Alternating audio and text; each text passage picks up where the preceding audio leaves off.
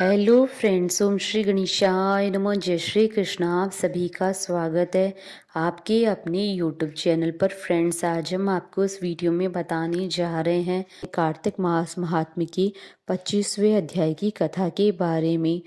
Friends, video शुरू करने से पहले आपसे रिक्वेस्ट है, अगर आप हमारे चैनल पर नए हैं और आपने अभी तक चैनल को सब्सक्राइब नहीं किया है तो प्लीज़ सब्सक्राइब कीजिएगा चैनल को, साथ ही प्रेस कीजिएगा बेल आइकन को, जिससे नए वीडियोस से रिलेटेड नोटिफिकेशन आपको तुरंत प्राप्त हो सके। और वीडियो पसंद आने पर वीडियो को लाइक और शेयर जरूर कीजिएगा, ताकि सभी भक्तों को इस वीडियो का लाभ प्राप्त हो सके। और कमेंट बॉक्स में जय श्री कृष्णा जरूर लिखिएगा।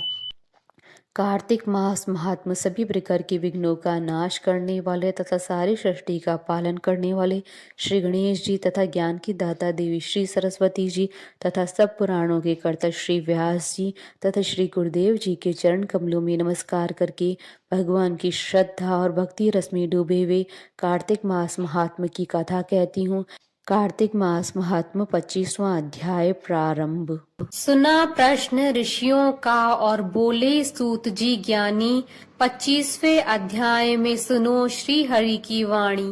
धर्मदत्त ने कलह से कहा, तीर्थ में दान और व्रत आदि सत्कर्म करने से मनुष्य के पाप नष्ट हो जाते हैं, परंतु तू तो प्रेत के शरीर में है, अतः उन कर्मों को करने की अधिकारनी नहीं है। इसलिए मैंने जन्म से लेकर अब तक जो कार्तिक का व्रत किया है उसके पुण्य का आधा भाग मैं तुझे देता हूँ, तू उसी से सद्गति को प्राप्त हो जा।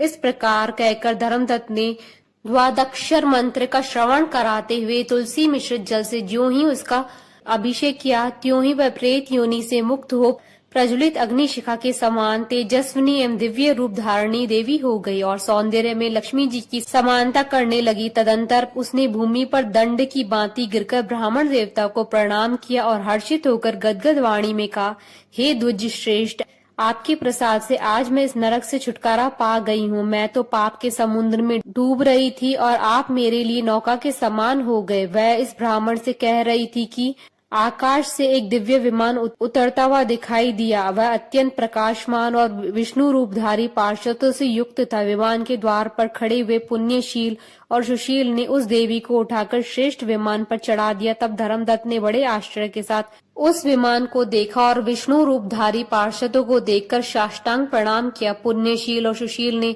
प्रणाम करने वाले ब्राह्मण को उठाया और उसकी सराहना करते हुए कहा, हे द्विज श्रेष्ठ, तुम्हें साधुवाद है, क्योंकि तुम सदैव भगवान विष्णु के भजन में तत्पर रहते हो, दीनों पर दया करते हो, सर्वज्ञ हो तथा भगवान विष्णु के व्रत का पालन करते हो। तुमने बचपन से लेकर अब तक जो कार्तिक व्रत का अनुष्ठान किया है उसके आधे भाग का दान देने से तुम्हें दोना पुण्य प्राप्त हुआ है और सैकड़ों जन्मों के पाप नष्ट हो गए। अब यह वैकुंठ धाम में ले जाई जा रही है। तुम भी इस जन्म के अंत में अपनी दोनों स्त्रियों के साथ भगवान विष्णु के वैकुंठ धाम में जाओगे और मुक्ति को प्राप्त करोगे। धर्मदत्त, जिन्होंने तुम्हारे सम्मान भक्ति पूर्वक भगवान विष्णु की आराधना की है वे धन्य हैं और कृतकृत्य हैं। इस संसार में उन्हीं का जन्म सफल है। बलि भांति आराधना करने पर भगवान विष्णु देहधारी प्राणियों को क्या नहीं देते हैं। उन्होंने ही उत्तानपाद के पुत्र को पूर्व काल में ध्रुव पद स्थापित किया था। उनके नामों का स्मरण करने मात्र से समस्त जीव सद्गति को प्राप्त होते हैं। पूर्व काल में ग्रहग्रस्त गजराज उन्हीं के नामों का स्मरण करने से मुक्त हुआ था। तुमने जन्म से लेकर जो विष्णु भगवान को संतुष्ट करने वाले कार्तिक व्रत का अनुष्ठान किया है उससे बढ़कर न यज्ञ है, न दान है और न ही तीर्थ है। हे विप्रवर, तुम धन्य हो, क्योंकि तुमने जगत गुरु भगवान विष्णु को प्रसन्न करने वाले कार्तिक व्रत किया है, जिसके आधे भाग के फल को पाकर यह स्त्री हमारे साथ भगवान लोक में जा रही है। इति श्री कार्तिक महात्म्य 25वां अध्याय संपूर्ण। बोलिए भगवान विष्णु जी की जय, सनातन धर्म की जय। हमारे साथ इस वीडियो में अंत तक बने रहने के लिए आपका धन्यवाद।